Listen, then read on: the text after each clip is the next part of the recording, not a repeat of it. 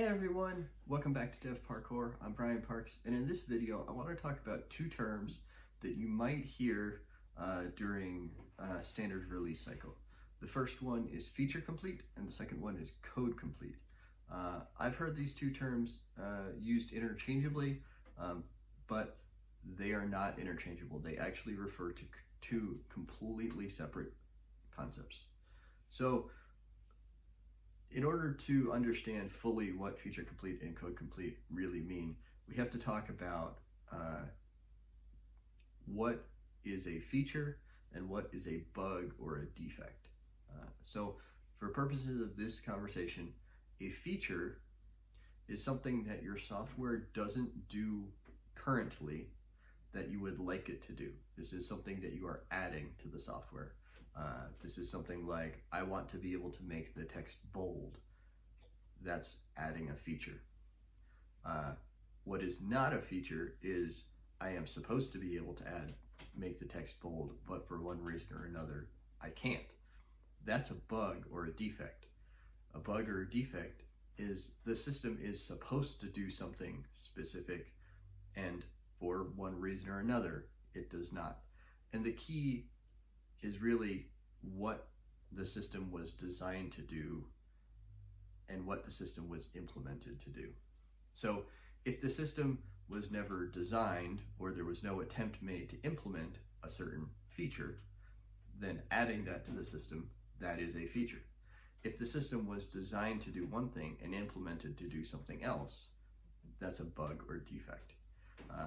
Now, as with anything, there is some gray area there. So realistically, this might end up being, the line between the two might be slightly different in your organization, but the key is that you have some definition of bug and some definition of feature.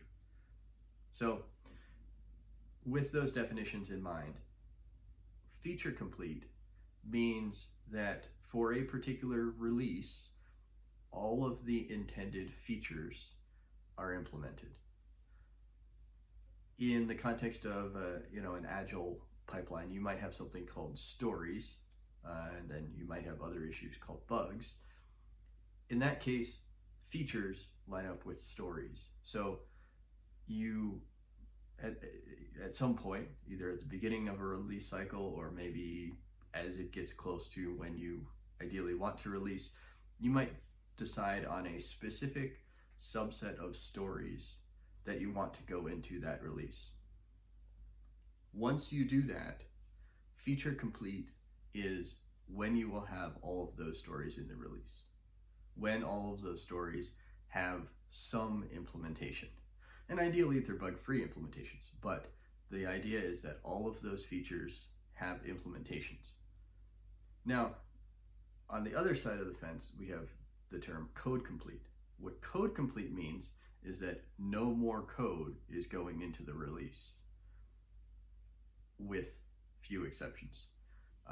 So that might be, depending on your process, that might be when you start doing maybe a significant amount of testing. That might be when you start kicking off things like security testing and penetration testing, basically to determine if there are any critical release blockers. So these would be bugs that legitimately prevent the release from going out. And once you hit code complete, that's the only thing you might engage in. You might still find bugs. Bugs are a natural part of software development. All code will have bugs. But that doesn't mean necessarily that finding a bug will prevent you from releasing. Certain bugs may, the release critical ones. But code complete is a step beyond feature complete. And not only have you implemented all the features that you planned for the release, but you've also fixed all of the bugs that you intend to fix for the release. Or any bugs that you've found in the features that you intend to release have also been fixed.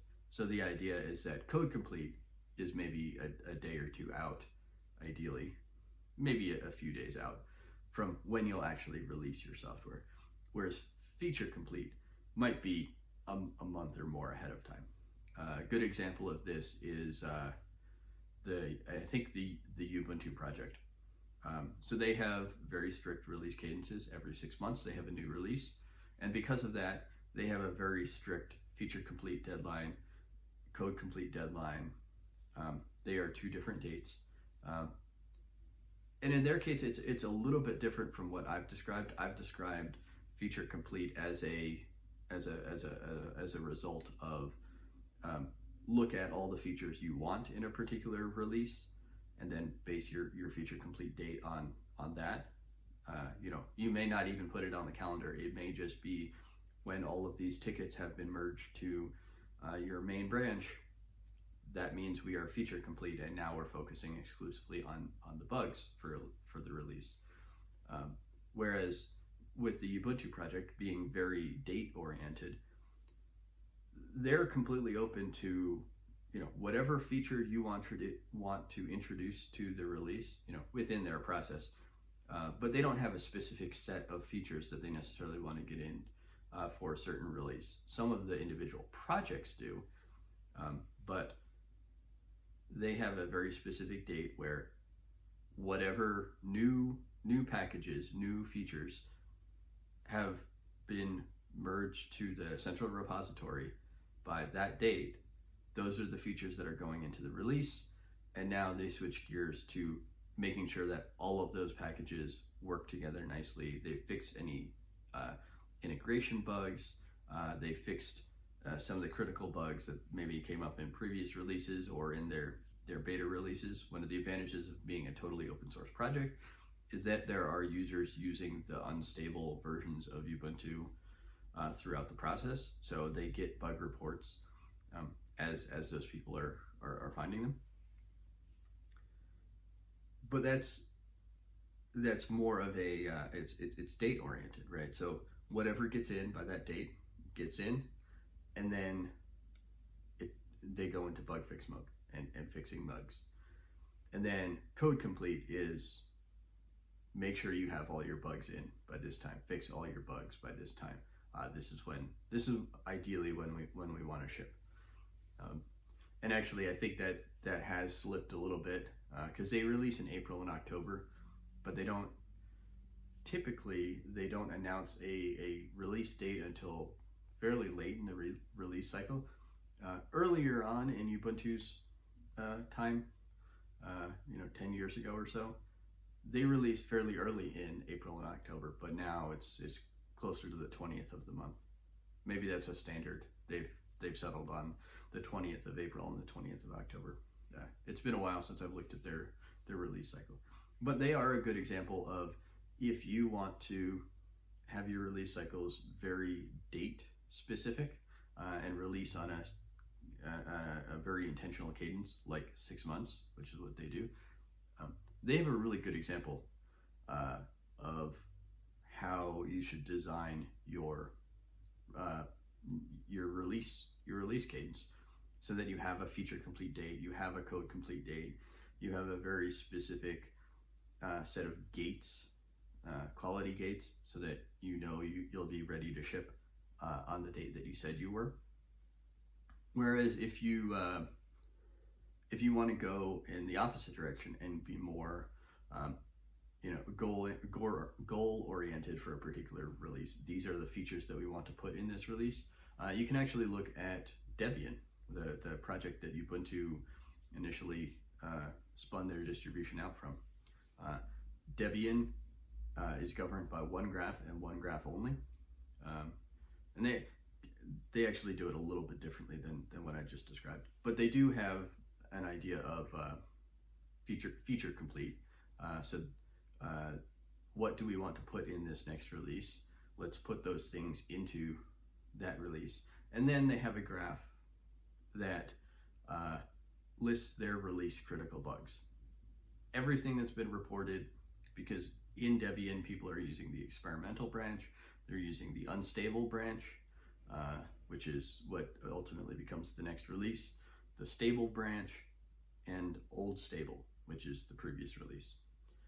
Stable is the current release. So the unstable that people are using, they're reporting bugs against this set of packages and the configurations that come with them, and indicating, you know, what is actually preventing people from using this as you know, what's preventing this from being the current stable. And the Debian team makes determinations as to whether that is truly release critical. Does it actually prevent us from making this the next stable version? Or is it, you know, just a bug? It's you know, kind of irritating, but you know, we can live with it. And they actually have a pretty strict way of evaluating it. Like Debian is very usable. Debian stable is extremely usable. So there are very few bugs that are, you know, minor irritations, but you can live with them. Like, things work. If you install Debian, you can be pretty sure that it's 99% of the time, with the most common configurations, it's going to work. So they have this set of release critical bugs, and the way they determine when they're going to release is when the number of release critical bugs hits 0. Very simple criteria. So you can actually look at, I think it's like bugs.debian.org/release-critical is the website. You can actually see the graph, and you can pretty much track when the release is going to happen, because you can watch the trend line go down, and once it hits 0, that's when they release. So that's another way of doing things. But going back to the original topic of this video, feature complete, code complete. Feature complete is when you've added all of the new functionality. There is an implementation for all of the new functionality you intend to put in a release, in the actual release. It is technically shippable because it has all the features, though it might not be stable. That's a different concern. Code complete is when theoretically it's stable and you want to run a final suite of checks against it to determine, yes, this is ready to go. You could even call that like release candidate. Once you hit code complete, then you cut a release candidate, and if everything looks good, that is not only the release candidate, that is the actual release. So hopefully you found this interesting. If you have any other thoughts on feature complete versus code complete, or if you use a different definition to describe these terms, I'd love to hear it down in the comments. Be sure to hit that thumbs up button if you liked the video. And if you didn't like the video, leave a comment and tell me why. Be sure to subscribe to the channel, because I talk about a lot of different things, some like this, some more theoretical and you know, what's going to happen in the industry. And I do some technical deep dives where I actually do some screen sharing. So go ahead and click that subscribe button, click that notification bell, so you get notified when I post videos like this and like all the other videos.